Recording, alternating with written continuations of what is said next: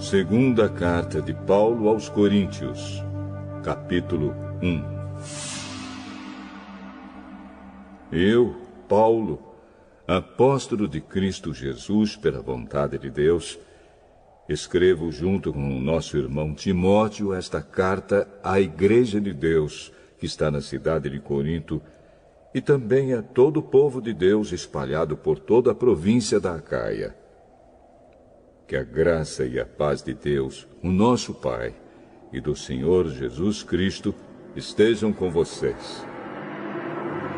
Louvado seja o Deus e Pai do nosso Senhor Jesus Cristo, o Pai bondoso, o Deus de quem todos recebem ajuda. Ele nos auxilia em todas as nossas aflições, para podermos ajudar os que têm as mesmas aflições que nós temos. E nós damos aos outros a mesma ajuda que recebemos de Deus. Porque, assim como tomamos parte nos muitos sofrimentos de Cristo, assim também, por meio dele, participamos da sua grande ajuda. Se sofremos, é para que vocês recebam ajuda em salvação. Se somos ajudados, então vocês também são e recebem forças para suportar com paciência os mesmos sofrimentos que nós suportamos. Desse modo, a esperança que temos em vocês está firme, pois sabemos que assim como vocês tomam parte nos nossos sofrimentos, assim também recebem a ajuda que Deus dá. Irmãos, queremos que saibam das aflições pelas quais passamos na província da Ásia. Os sofrimentos que suportamos foram tão grandes e tão duros que já não tínhamos mais esperança de escapar de lá com vida. Nós nos sentíamos como condenados à morte, mas isso aconteceu para que aprendêssemos a confiar não em nós mesmos, e sim em Deus, que ressuscita os mortos. Ele nos salvou e continuará a nos salvar desses terríveis perigos de morte. Sim, nós temos posto nele a nossa esperança, na certeza de que ele continuará a nos salvar, enquanto vocês nos ajudam orando por nós. Assim Deus responderá às muitas orações feitas em nosso favor e nos abençoará. E muitos lhe agradecerão as bênçãos que ele nos dará. É disto que temos orgulho.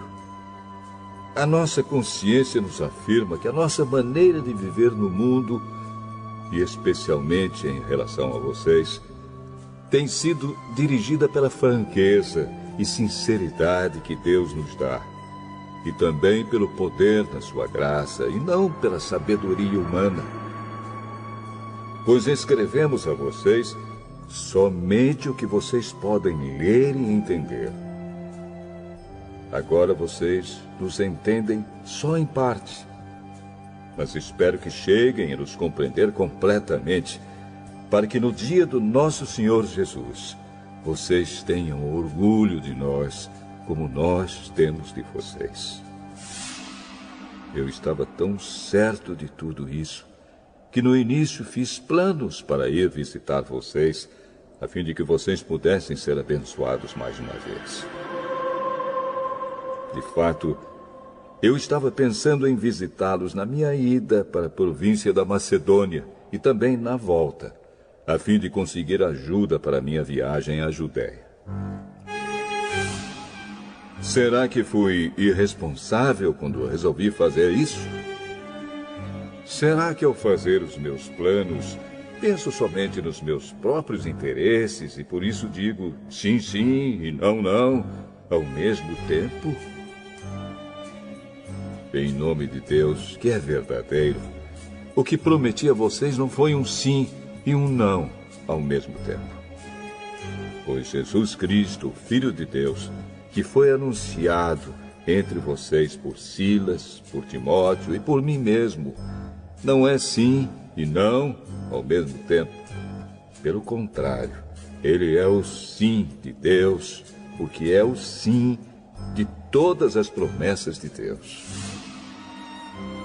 Por isso dizemos amém, por meio de Jesus Cristo, para a glória de Deus.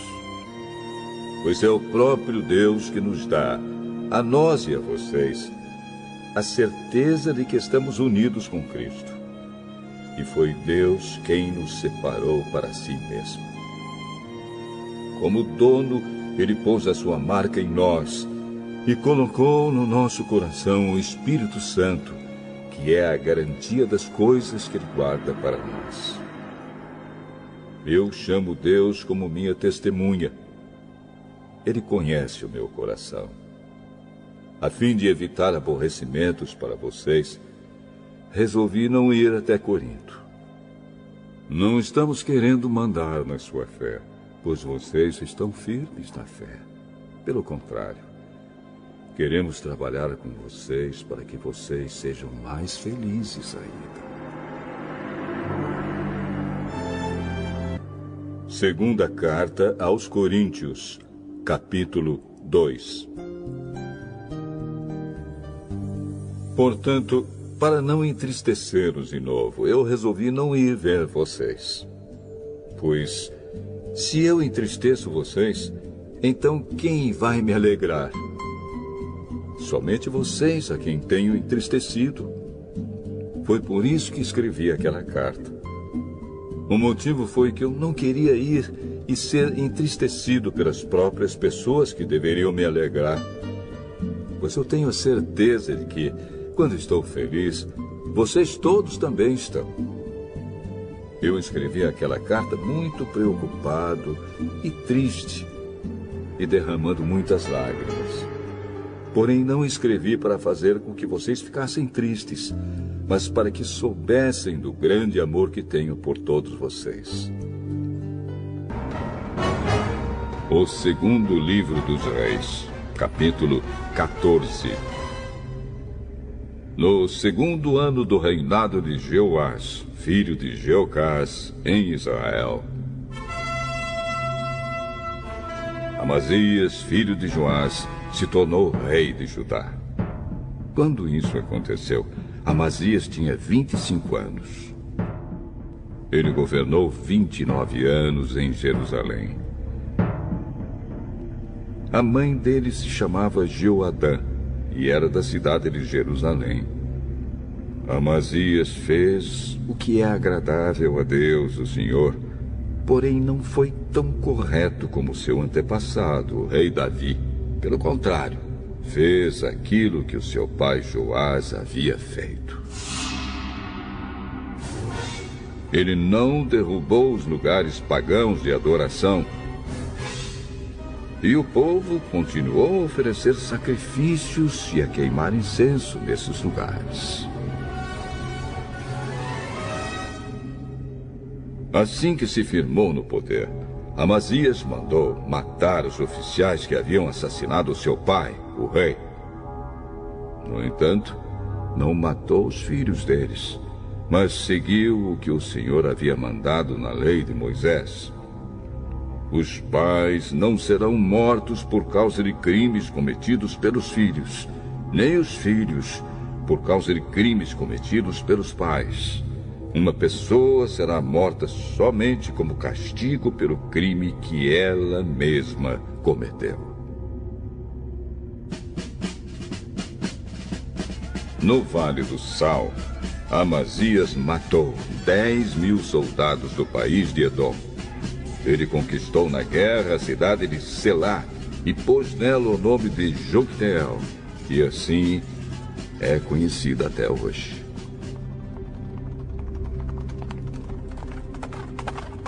Então Amazias mandou mensageiros ao rei Jeoás de Israel, desafiando-o para uma batalha.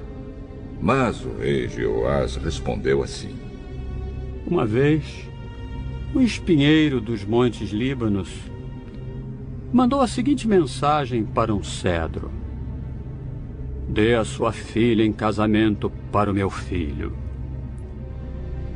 Mas um animal selvagem passou por ali e pisou em cima do espinheiro. De fato, você, Amazias, venceu os edomitas e por isso está todo orgulhoso. Alegre-se com a sua fama e fique em casa. Para que arranjar um problema que trará somente a desgraça para você e para o seu povo? Mas Amazias não quis atendê-lo. Então o rei Jeoás saiu com seus soldados e lutou contra ele em Bet-Semes, na região de Judá. O exército de Amazias foi derrotado e todos os seus soldados fugiram para casa.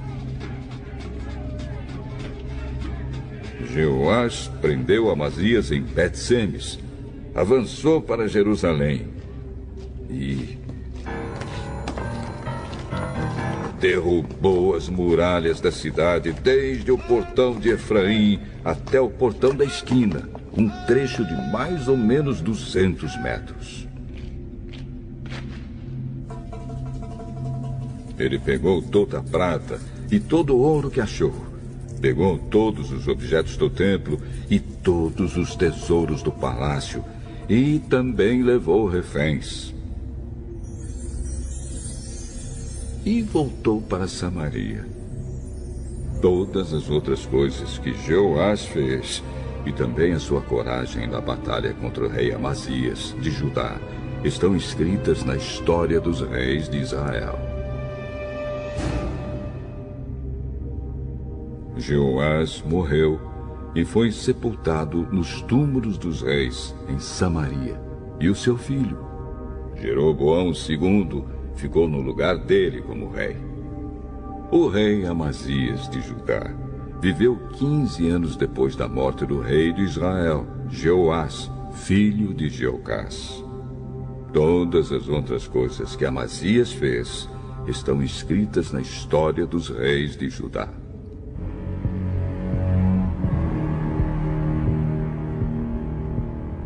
Houve uma conspiração em Jerusalém para matar Amazias, e por isso ele fugiu para a cidade de Laquis. Mas os seus inimigos o seguiram até lá e o mataram. O seu corpo foi levado de volta para Jerusalém num cavalo e foi sepultado nos túmulos dos reis na cidade de Davi. Então, o povo pôs no seu lugar como rei o seu filho Uzias, que tinha 16 anos de idade.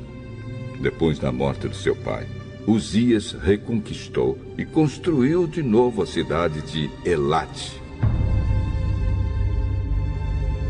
No ano 15 do reinado de Amazias, filho de Joás, em Judá, Jeroboão II, filho de Joás, se tornou rei de Israel e governou 41 anos em Samaria.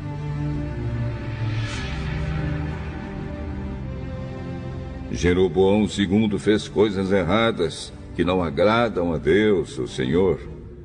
Não abandonou aqueles mesmos pecados que Jeroboão, filho de Nebate, havia feito o povo de Israel cometer no passado. Jeroboão II conquistou de novo todo o território que havia sido de Israel, desde a subida de Amate, no norte, até o Mar Morto, no sul. O Senhor, o Deus de Israel, havia prometido isso por meio do seu servo, o profeta Jonas, filho de Amitai, que era de Gate-Efer. O Senhor Deus viu o terrível sofrimento dos israelitas. Não havia ninguém mesmo, que os ajudasse. Mas o Senhor não tinha a intenção de destruir o povo de Israel completamente e para sempre. Por isso, ele os livrou por meio do rei Jeroboão II. Todas as outras coisas que Jeroboão II fez, o seu poder como ele lutou e como conquistou de novo as cidades de Damasco e Amate para Israel. Tudo está escrito na história dos reis de Israel. Jeroboão II morreu e foi sepultado nos túmulos dos reis, e o seu filho Zacarias ficou no lugar dele como rei.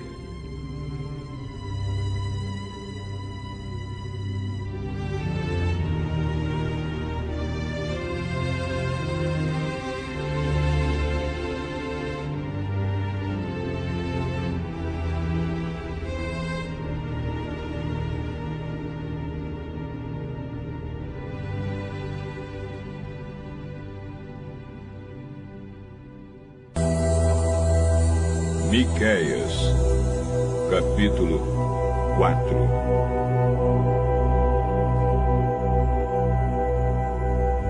No futuro, o monte do templo do Senhor será o mais alto de todos, ficando acima de todos os montes. Todas as nações irão correndo para lá, e esses povos dirão: vamos subir o monte do Senhor, vamos ao templo do Deus de Israel. Ele nos ensinará o que devemos fazer e nós andaremos nos seus caminhos. Pois os ensinamentos do Senhor vêm de Jerusalém. É do monte Sião que ele fala ao seu povo. Ele será juiz entre muitos povos e decidirá questões entre grandes nações distantes. Os povos transformarão as suas espadas em arados e as suas lanças em foices. Nunca mais as nações farão guerra, nem se prepararão novamente para batalhas. Todos viverão seguros e cada um descansará calmamente debaixo das suas figueiras e das suas parreiras. Esta é a promessa do Senhor Todo-Poderoso. As outras nações adoram e obedecem aos seus deuses. Mas, quanto a nós, o Senhor é o nosso Deus, e nós o adoraremos e lhe obedeceremos para sempre. O Senhor Deus diz: virá o dia em que eu reunirei aqueles que sofrem, todos os que eu castiguei quando os expulsei da sua pátria. Trarei de volta dos países distantes todos os que estiverem vivos e farei deles uma nação poderosa. Eu, o Senhor, reinarei no Monte Sião, e daquele tempo em diante e para sempre, eles serão novamente o meu povo. E Jerusalém, o lugar de onde eu, como pastor de ovelhas, olho e cuido do meu povo, voltará a ser a capital do país, a cidade mais importante de Israel. Jerusalém, por que é que você está chorando como uma mulher que está com dores de parto? Será que é porque você não tem rei e os seus conselheiros morreram?